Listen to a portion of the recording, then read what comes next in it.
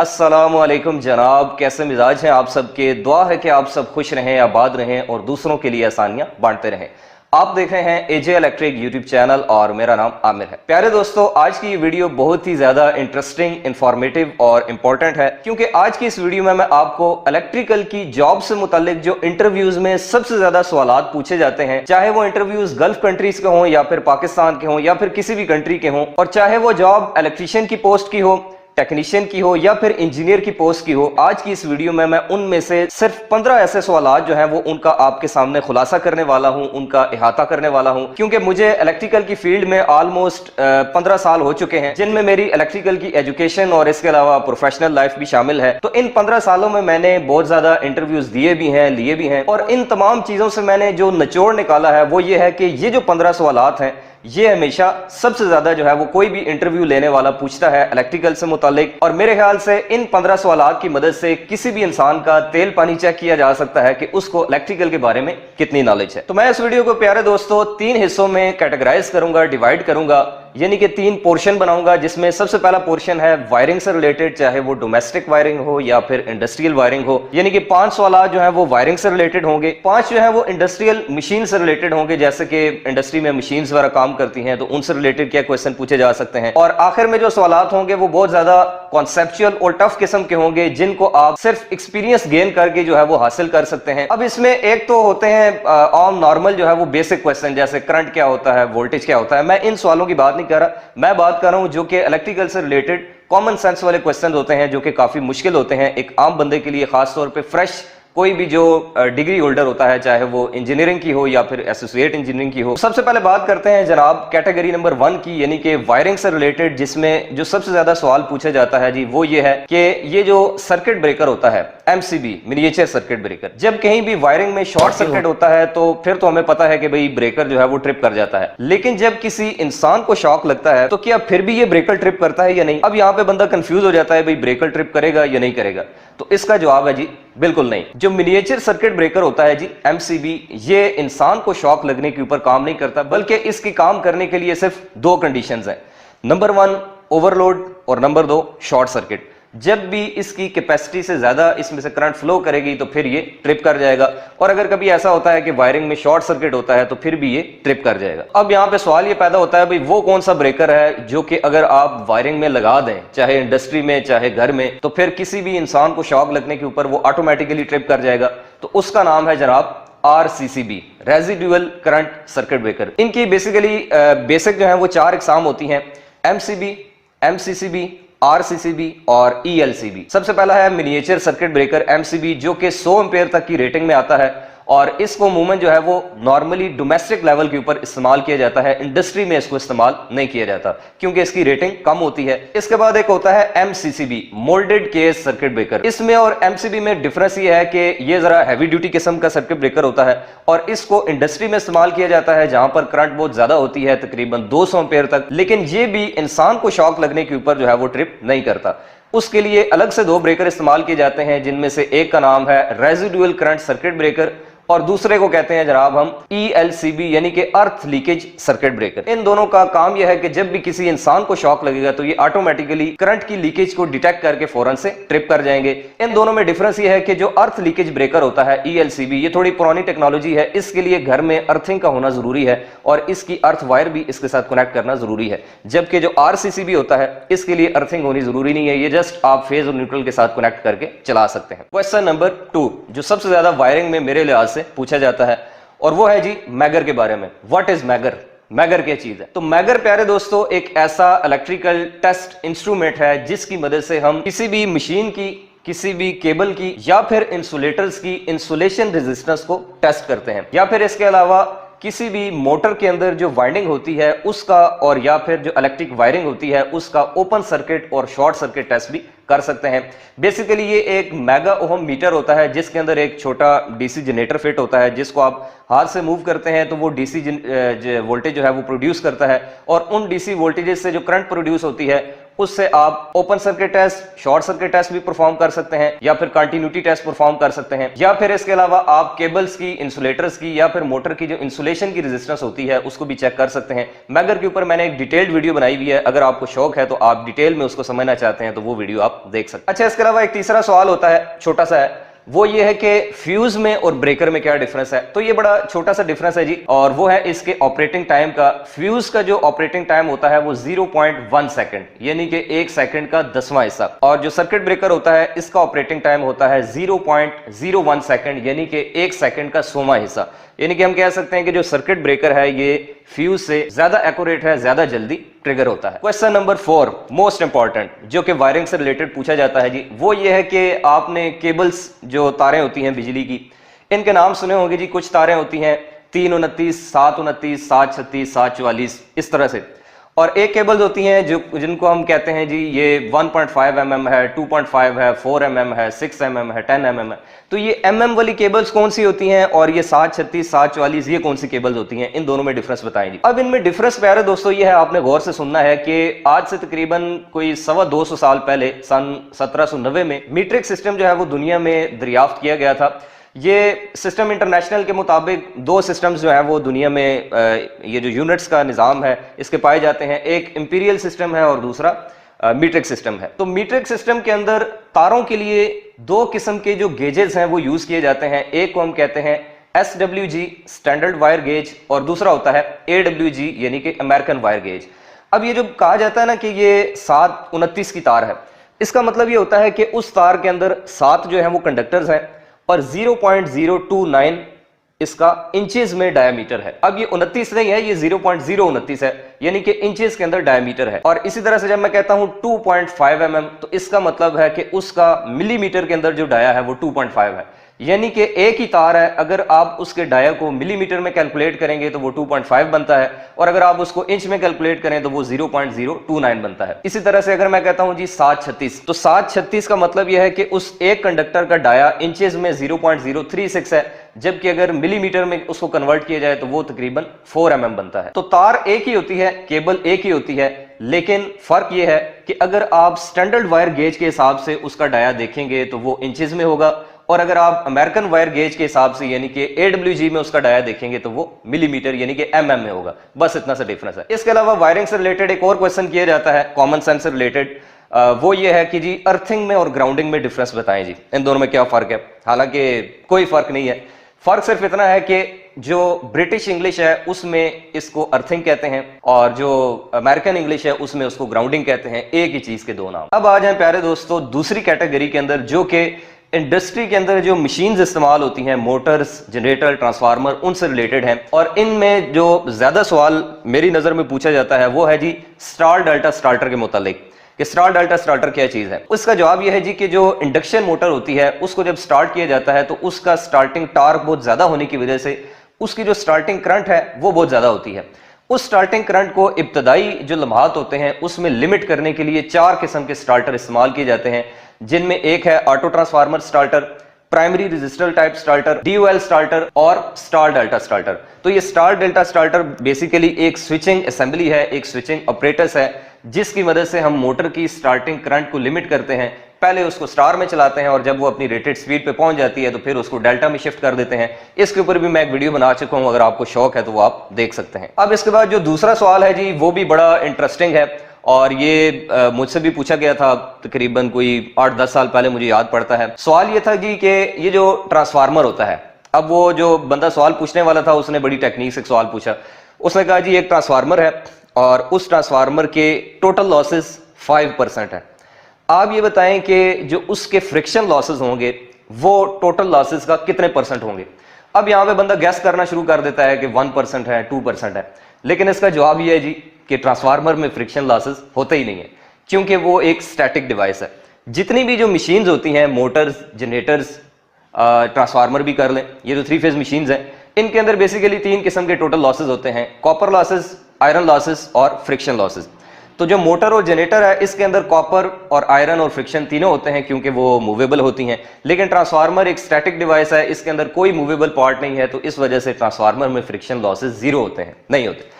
इसी तरह से ट्रांसफार्मर से रिलेटेड एक और सवाल किया जाता है जी कि एक ट्रांसफार्मर की इनपुट के ऊपर फ्रीक्वेंसी आ रही है 50 हर्ट्ज, आप ये बताएं कि उसकी आउटपुट के ऊपर, सेकेंडरी के ऊपर कितनी फ्रीक्वेंसी होगी। तो इसका जवाब है जी सेम होगी, क्योंकि ट्रांसफार्मर फ्रीक्वेंसी को चेंज नहीं करता, जितनी इनपुट पे आ रही होती है उतनी आउटपुट पे दे देता है, जस्ट वोल्टेज को अप डाउन करता है। एक और मोस्ट आस्किंग क्वेश्चन, सबसे ज्यादा पूछा जाने वाला सवाल जो कि मशीन से रिलेटेड पूछा जाता है कि एसी और डीसी मोटर में से सबसे ज्यादा ताकतवर कौन सी मोटर है, यानी कि एसी मोटर जो है वो ज्यादा पावरफुल होती है या फिर डीसी मोटर ज्यादा पावरफुल होती है। तो इसका जवाब है जी एसी मोटर। इसी वजह से जितनी भी इंडस्ट्रीज हैं सब के अंदर मैक्सिमम जगहों के ऊपर जो है वो 3 फेज एसी मोटर को ही इस्तेमाल किया जाता है।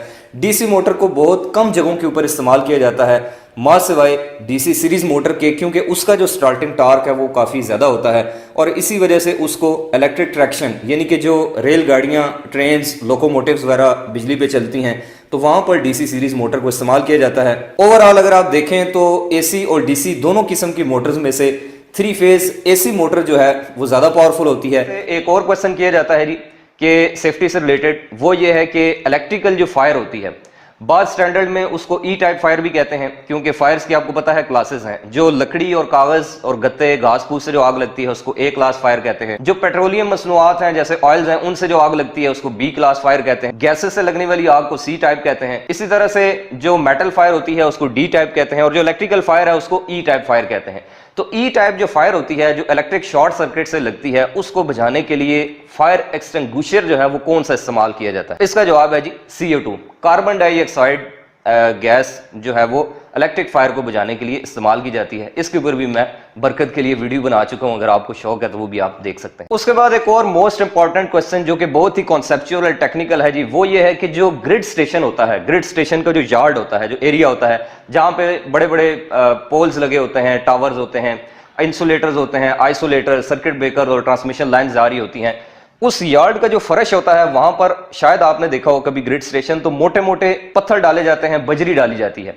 तो उसकी क्या वजह है? इसका जवाब यह है जी कि इसके अंदर 3 अदर टर्म्स इस्तेमाल करते हैं हम, स्टेप पोटेंशियल, टच पोटेंशियल और वोल्टेज ग्रेडियंट। स्टेप पोटेंशियल ये होता है कि फर्ज कर लें कि ग्रिड स्टेशन के अंदर एक आदमी काम कर रहा है, क्योंकि वर्कर्स वहां पे काम कर रहे होते हैं, तो अगर कोई बंदा वहां पर मौजूद है और किसी चीज में फॉल्ट आ जाता है, कोई पोल शॉर्ट हो जाता है या फिर कोई वायर ऊपर से टूट के गिर जाती है जिसमें लाखों वोल्टेज ट्रेवल कर रहे हैं, तो जब वो जमीन पे गिरेगी तो उसका जो वोल्टेज ग्रेडियंट बनेगा, जो दायरे बनेंगे वो काफी दूर तक जाएंगे और अगर कोई आदमी उसकी जद में आ जाता है तो उसका जिस्म मफलूज हो सकता है, उसकी जान जा सकती है। तो अगर एक पोल शॉर्ट हो गया है और एक आदमी उससे 5 मीटर के फासले पे खड़ा है, तो अब ये जो 5 मीटर फासला है जी, इसको कहते हैं टच पोटेंशियल।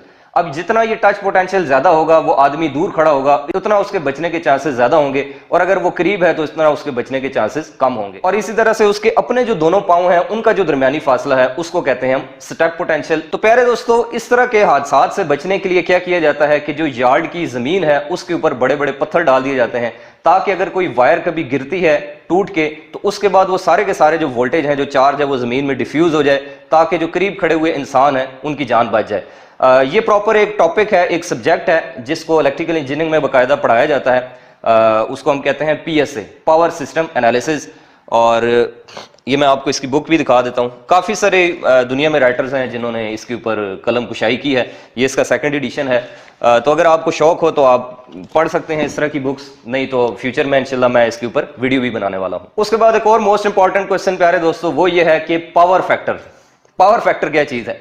पावर फैक्टर प्यारे दोस्तों, 2 किस्म की जो पावर्स होती हैं, एक्टिव और एपरेंट पावर, उनके दरमियान में रेशियो को कहते हैं। एक वो पावर होती है जो हम किसी चीज को प्रोवाइड करते हैं, उसको कहते हैं अपेरेंट पावर, VA। एक वो होती है जो कि वो इस्तेमाल कर लेता है, उसको कहते हैं एक्टिव पावर यानी कि वाट, और बाकी जो जाया कर देता है उसको हम रीएक्टिव पावर का नाम देते हैं। तो ये जो इस्तेमाल शुदा पावर है और जो आपने प्रोवाइड की है पावर, इन दोनों के दरमियान जो रेशियो है इसको पावर फैक्टर कहते हैं, जिसको cos फाई भी कहते हैं। ये बड़ा एक इंपॉर्टेंट रोल प्ले करता है किसी भी इंडस्ट्री के बिजली के बिल के अंदर, क्योंकि इंडस्ट्री में 90% जो लोड है वो इंडक्शन मोटर्स पर मुश्तमिल होता है या फिर और जो मोटर्स होती हैं। तो मोटर्स की वजह से इंडस्ट्री का पावर फैक्टर लैग कर जाता है, गिर जाता है, उस वजह से करंट इंक्रीज हो जाती है, पावर ज्यादा हो जाती है और बिल ज्यादा आता है। तो पावर फैक्टर को अगर आप डिटेल में समझना चाहते हैं तो मैं इसके ऊपर एक बड़ी मक्खन किस्म की वीडियो बना चुका हूं।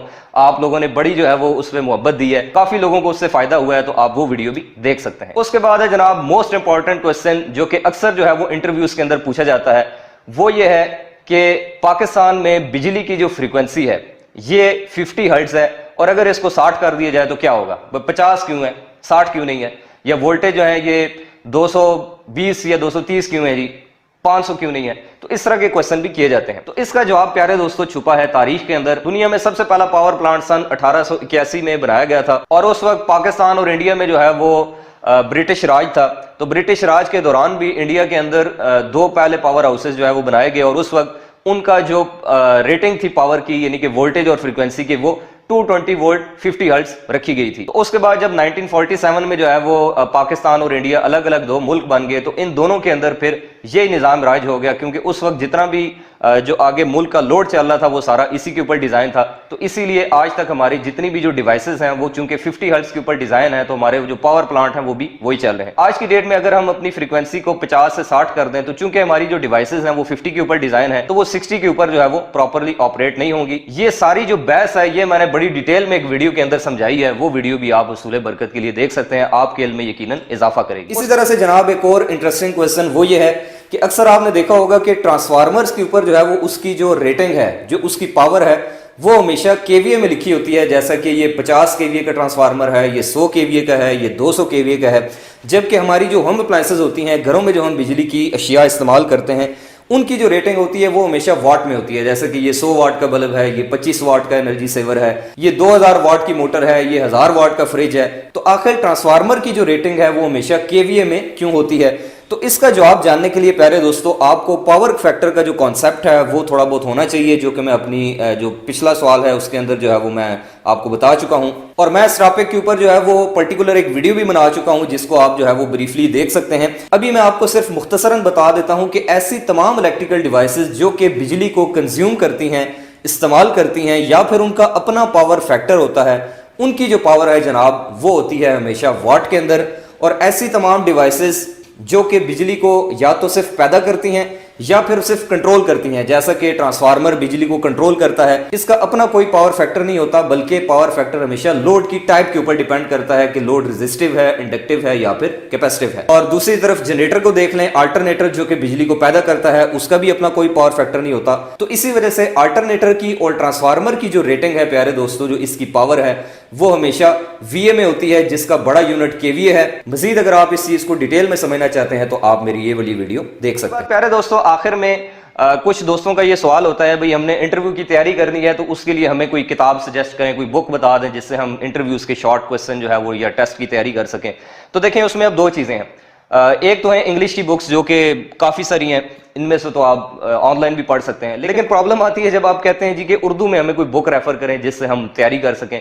तो प्रॉब्लम यह है कि उर्दू जुबान में पाकिस्तान में जितना भी लिटरेचर टेक्नोलॉजी के ऊपर लिखा गया है वो सारा आउटडेटेड है, यानी कि 10 साल 15 साल 20 साल पहले। इवन मैं आपको बताऊं तो आज से कुछ साल पहले एक टेक्निकल कॉलेज में मुझे एज ए एक्सटर्नल एग्जामिनर बुलाया गया, वाइवा जो लेते हैं टीचर्स। तो वहां पर मैंने एक स्टूडेंट से क्वेश्चन किया कि आप ट्रांसफार्मर का सिंबल बनाएं, तो वो परेशान हो गया, भाई ये क्या पूछ लिया।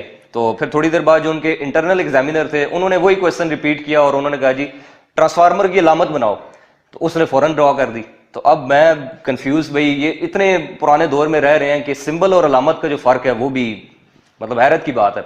इसी तरह से मुझे अभी आगे पता चला है एक उर्दू की किताब पढ़ने के बाद कि इंडक्शन जो सिंगल फेज इंडक्शन मोटर होती है उसको उर्दू में यक कमाली मोटर कहते हैं। तो ये सिचुएशन है, तो इसलिए कोशिश करें कि इस तरह की जो चीज़ें हैं वो आप इंग्लिश में ही पढ़ें तो बेहतर है। उर्दू में जितनी भी आपको बुक्स मिलेंगी वो सारी की सारी जो है या तो पुरानी होंगी, उसके अंदर जो टर्म्स इस्तेमाल की गई होंगी, या फिर वो जो डाटा होगा, जो लिटरेचर होगा वो भी पुराना होगा। तो वक्त के साथ साथ इंसान को ग्रो करना चाहिए, अपने जो इल्म है, जो नॉलेज है, उसको भी इंप्रूव करना चाहिए। तो ये जितने भी क्वेश्चन प्यारे दोस्तों मैंने आपको बताए हैं ये अक्सर जो है वो इंटरव्यूज के अंदर जो है वो पूछे जाते हैं। इसके अलावा भी काफी सारे हैं, लेकिन ये मोस्ट इंपॉर्टेंट क्वेश्चंस हैं जो कि मैंने जरूरी समझा कि आपके सामने गोश गुजार करूं। मैं उम्मीद करता हूं कि ये सारी बहस सुनने के बाद जो है वो आपके इल्म में यकीनन काफी इजाफा हुआ होगा। इसके अलावा भी अगर आपके कोई सवालात हैं तो आप कमेंट बॉक्स में कमेंट कर सकते हैं। इन सारी चीजों को ब्रीफली अगर डिटेल में समझना चाहते हैं तो मैं इनके ऊपर अलग से वीडियोस भी पहले अपलोड कर चुका हूं, मेरे चैनल के ऊपर अपलोडेड हैं। आप वीडियो सेक्शन में जाके वो वीडियोस जो है वो डिटेल में सुकून से बैठ के दे सकते हैं। इंशाल्लाह आपसे फिर मुलाकात होगी किसी नेक्स्ट वीडियो में किसी और नए इंटरेस्टिंग टॉपिक के साथ। तब तक के लिए अपना और अपने प्यारों का रखिएगा बहुत सा ख्याल। अल्लाह हाफिज।